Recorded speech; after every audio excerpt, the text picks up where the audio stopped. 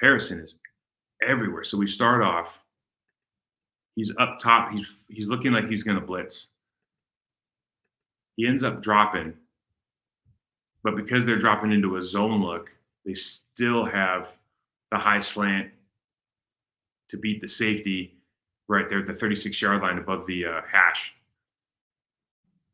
So the first play of the game. Second play of the game, he's down here at the bottom. He's kind of looking around. He's a box playing safety more often than not. You can see that the Minnesota Vikings are doing a lot of to stop the Detroit Lions. They want a lot of big men on the line of scrimmage, a lot of 5-man lines with all big bodies. So now he's coming backside, and what this does is really, I'll show this from the end zone. Between him and Hunter, now you're going to get singled up guys with the linebacker and the receiver. The receiver and the linebacker and the tight end here, excuse me. The tight end and the receiver were going to double 99, but now that Harrison Smith there, they have to single block. And that, of course, is a mismatch for the tight end against Danielle Hunter. Although Sam Laporte is a pretty good blocker, that's just not going to get the job done. Ends up making the play. So what they're trying to do is what we always talk about. They're trying to create single blocks for those defensive linemen to be able to defeat their guys at the weak point. Now we see him back kind of roaming around, looking like he's not coming. And now all of a sudden he comes out late here. Now they get the edge and leverage. I'm talking about the Lions on the front side, but you can see what the thought process is here. I think with the Minnesota Vikings is really like, we want to send an extra guy as often as possible, and we just don't want you to know exactly where it comes from. So they're using Jordan Hicks, they're using Harrison Smith. They're trying to mix up looks a lot, but if you can kind of follow where Smith is right before the snap, you get a really good indicator of what's going to happen. Now, what you can't count on, here's another one. Harrison Smith comes in. You can't count on this, right? He's at this point where it's like, I'm going to have a blow-up play, but are they going to hand the ball off or not? And this Jamar Gibbs kid is unbelievable. He ends up spinning out of this. And when you talk about the game, the Detroit Lions team here, he ends up fumbling this ball. But you talk about the Detroit Lions team in this last game, what really happened was at some point Jamar Gibbs just said, I'm a better athlete on the field than anybody else. And he just made some things happen that, I don't know if, I really like Aaron Jones, and I think he's a really special player, but this Jamar Gibbs just has a different level of elusiveness that I don't know, except for this Bijan Robinson kid, I don't know if there's any young running backs in the league that look quite like him. Now, we like to see this stand up. If we're going to play a 12 personnel look, bringing Sims and having him play with Tucker Kraft, we've talked about it. On the line of scrimmage, they do a pretty good job of slipping. So we just do some sort of combination block. Now, they're going to single up here, but anytime you have a stand-up defensive end, and this is an uncomfortable position for that defensive end. In other words, he's got two guys with hands in the ground, and now he's playing stand-up. They're going to say they like this better, but from a leverage standpoint, it doesn't make any sense.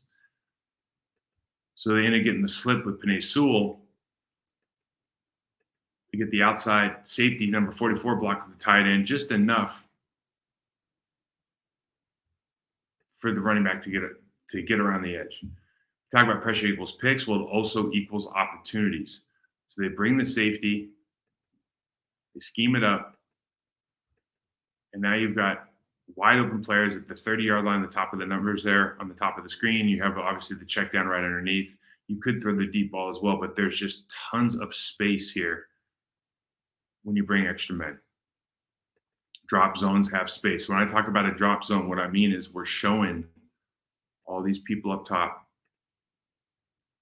Get back to it. We're showing 1, 2, 3, 4, 5, 6. We're showing 7 guys possibly coming. We don't know who's showing up. But if we can diagnose this by studying film, by looking at body posture and demeanor, assuming that your big four are going to go, and then doing a good job of adjusting it in real time, drop zones have a ton of space. So you look at here, in the middle of the field, it's all you can eat at the 40, at the numbers, at the 40 right here, at the top of the numbers, on the bottom of the screen. There is nobody in place because they're not going drop man, they're going drop zone. So he's a 5-yard kind of cushion wherever he goes. They bring again.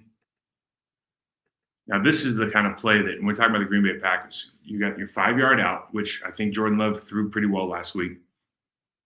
And this is the difference. This can be a 5-yard out or a 3-yard out or whatever, tackled and you just move on to 2nd and 7, or you break this tackle. And this is the problem with running all this pressure. That guy runs right by, and that's literally like Top Gun. Like, where'd he go, man? I hit the brakes, he flew right by. Okay.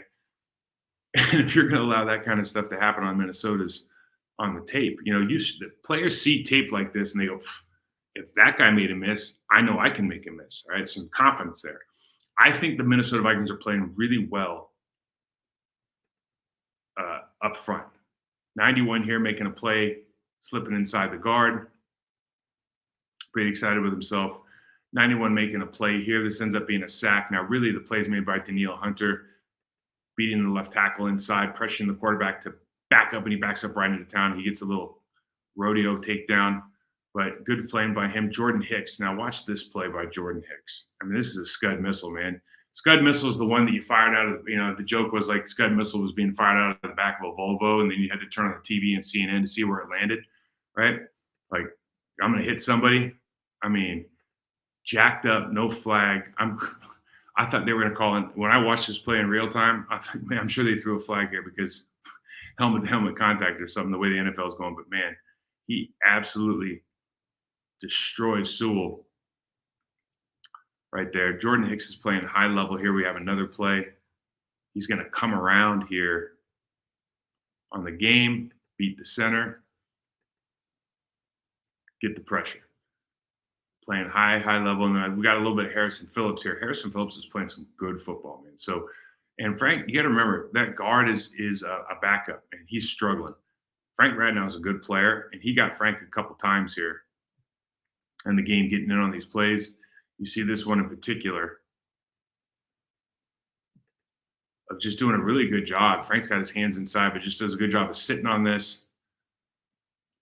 making the block late. It's 4-yard gain. So Frank's going to say, hey, it's a win's a win. But I think Harrison's playing really at a high level. I think both those guys are Danielle Hunter and Harrison. There's some other players on their defensive line that are they're just doing their job and executing at a high level right now. But what the Detroit Lions show is play, speed, kill. So first thing, they run the motion. And because we're late to trail here, we look at the 20-yard line at the hash mark. We're late to catch up. So they just run a tunnel screen, but they're going to run a tunnel screen based on the guy who's late coming over on the adjustment. So we block out on the motion, and we get for the first down. And all you have to do is run away from that player. Now, 90 does a good job of knocking Sewell back 3 yards. But because, so this is problematic. They get a great double team.